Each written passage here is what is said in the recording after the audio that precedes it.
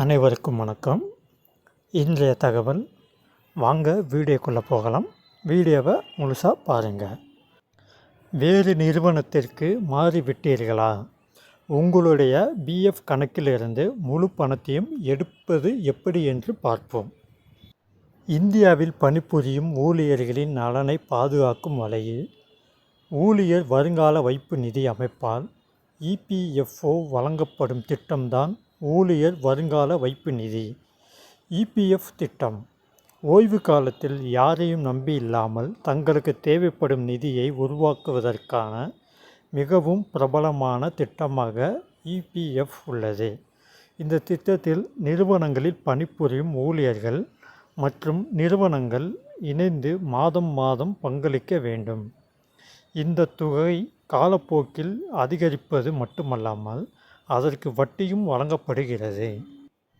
PF கணக்கின் முக்கியமான நன்மை என்னவென்றால், நீங்கள் வேலையை விட்டு மாறும்போதோ அல்லது உங்களுக்கு தேவைப்படும் போதோ பணத்தை திரும்ப பெற்றுக்கொள்ளலாம். நீங்கள் ஒரு வேலையில் இருந்து இன்னொரு வேலைக்கு மாறும்போது உங்கள் முழு பிஎஃப் தொகையும் எவ்வாறு வித்ட்ரா செய்வது என்பது குறித்து இந்த பதிவில் பார்ப்போம். பிஎஃப் தொகையை திரும்ப பெறுவதற்கு கீழ்காணும் ஸ்டெப்களை பின்பற்றவும். முதலில் அதிகாரப்பூர்வ இபிஎஃப் இணையதளத்தை பார்வையிடவும். ஸ்டெப் 2, உங்களுடைய யூனிவர்சல் அக்கவுண்ட் நம்பர், பாஸ்வேர்டு மற்றும் கேப்சா கோட் ஆகியவற்றை பயன்படுத்தி உள்நுழையவும். உள்நுழைந்தவுடன் மேனேஜ் என்ற செக்ஷனுக்கு சென்று உங்களுடைய கேஒய்சி விவரங்கள் புதுப்பித்த நிலையில் துல்லியமாக இருக்கிறதா என்பதை உறுதி செய்யவும். ஸ்டெப் 3, ஆன்லைன் சர்வீஸ் என்ற பகுதிக்கு சென்று ஃபார்ம் 31, ஃபார்ம் 19 அல்ல ஃபார்ம் 10C என்ற ஆப்ஷனை தேர்ந்தெடுக்கவும். உங்களுக்கு 3 தேர்வுகள் காண்பிக்கப்படும். Full EPF settlement, EPF part withdrawal, pension withdrawal, முழு பணத்தையும் வித்ட்ரா செய்ய ஃபுல் இபிஎஃப் செட்டில்மெண்ட் என்பதை தேர்ந்தெடுக்கவும். ஸ்டெப் 4, படிவத்தை சமர்ப்பித்து சில நாட்கள் காத்திருக்கவும். உங்கள் பதிவு செய்யப்பட்ட பேங்க் அக்கவுண்டுக்கு மொத்தம் பிஎஃப் தொகையும் வரவு வைக்கப்படும். அதேபோல் ஒரு வேலையில் இருந்து இன்னொரு வேலைக்கு மாறும்போது பழைய பிஎஃப் கணக்கை புதிய பிஎஃப் கணக்குடன் இணைக்க வேண்டும். இதை எப்படி செய்வது என்பது குறித்து பார்ப்போம்.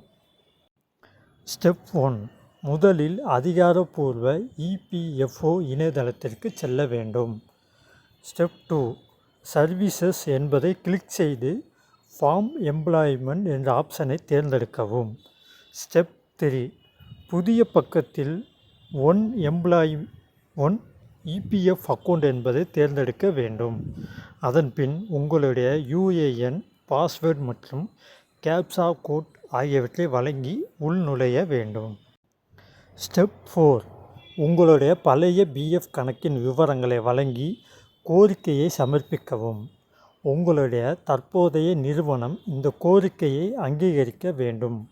ஒப்புதல் வழங்கப்பட்டதும் பழைய பிஎஃப் கணக்கு புதிய பிஎஃப் கணக்குடன் இபிஎஃப்ஓ அமைப்பு இணைக்கும். மேலே கூறப்பட்டுள்ள ஸ்டெப்களை பின்பற்றுவதன் மூலம் நீங்கள் எளிதில் உங்களுடைய பிஎஃப் தொகையை திரும்ப பெறலாம். மேலும் இது போன்ற தகவல்களை அறிந்து கொள்ள நமது செலியன் தமிழ் சேனலை சப்ஸ்கிரைப் செய்யவும். மேலும் உங்கள் கருத்துக்களை கமெண்ட் கூறவும். இந்த வீடியோ உங்களுக்கு பிடித்திருந்தால் லைக் பண்ணவும். மீண்டும் அடுத்த வீடியோவில் சந்திப்போம். நன்றி, வணக்கம்.